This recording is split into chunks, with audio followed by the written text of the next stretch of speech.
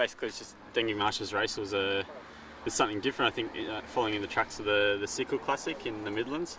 It's something, road races have become a bit boring, but now with dirt roads and things like that, it makes it different. It's like the Northern Classics are on at this time of year in Europe, so I guess it's nice for every country to have some sort of special races to start off, especially in the spring. And it's good weather, and it's a different race. It's something fresh and exciting, and it's fun to be a part of.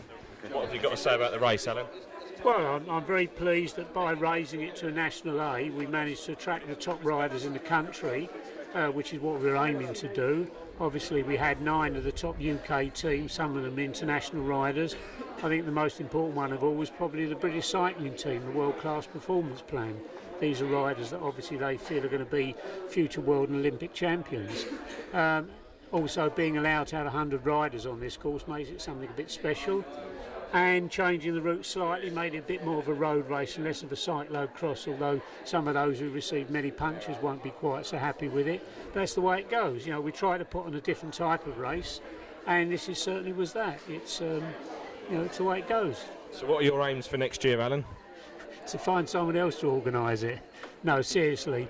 Hopefully next year, I don't know, perhaps raise it to a Premier calendar, which is almost as high as you can get. Probably change the route, ideally finish it in Malden. We had a young lady from the Sports and Leisure Development Department at Malden Council come down today. The idea being that she would see how big an event it could be and obviously bring a lot of money and prestige into the town of Malden. So anyway, you have to go and see. It's back to the drawing board over the end of next week, so we'll see how it goes. Okay. Are you confident that it's raised some money for the Chris Negus Fund today? I would think so, yeah. Exactly how much we don't know, of course, there's lots of things to sort out. But yeah, it will be some money. It's not so much the money, raising the money, it's keeping the name going, keep Chris's memory going. That's the important thing. The money's nice, but it's the main thing is we run it in memory of Chris, and that's it. Everyone knows about him, know who he was, and they know the tragic loss, that we all suffered. But the money from the Chris Negus Fund helps youngsters to travel, doesn't it? It basically helps them develop cycling. Is that correct, Alan? Oh yes. I mean, when Chris was killed, we were some money was donated. Originally, it was going to go to the Adam Rayner Fund, which is a national fund for youngsters, and it's a very worthwhile cause. But as we said at the time, you don't know who it goes to, and you don't know how you benefit from it. So it was suggested that we set up our own local fund here, and it's purely for Eastern Region young riders. And the idea is to help young riders, and we take them away to races. In February, we took 16 of them away to a training camp in Belgium, and absolutely loved it. The problem particularly with youth racing in the UK, is that they're not allowed to ride on public roads. They have to ride on closed circuits like Dunton, the Ford Motor Company place, or Hog Hill up in Redbridge, the new cycle circuit. But it's too big a jump from the small circuit racing to going out on the open road, plus the fact that they don't have so many riders. In Belgium, it's proper full-on racing.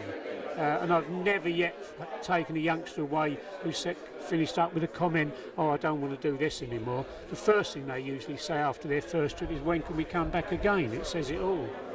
So what the aims for next year is to get more sponsorships and attract some bigger names? I mean, you can't really get much bigger than today, can you, the names that you've got? No, I think we can do a lot more, yeah. It's a big uphill struggle. I mean, we had one guy who works for Mercedes, he tried to get them involved in it, but obviously a company that size, there's lots of hoops you have to jump through. I've learned a lot from this year's race, particularly with trying to get sponsorship, and I'm sure that for next year we go out a bit early. I mean, we've got to start, like 9 months in front of the race, not a short period like we tried this year. But we've had a lot of help from a lot of people, and all right, I organised it, but I can only draw up the plans. It's people leading up to the race and people coming out on the day that make the race. I mean, without all the helpers, it couldn't happen. So you're very happy with today, basically, Alan? I think so, yeah. I should go home a proud man, I think, tonight. And if nothing else, I should definitely sleep well. Well done, Alan. Well organised. Well done. Thank you.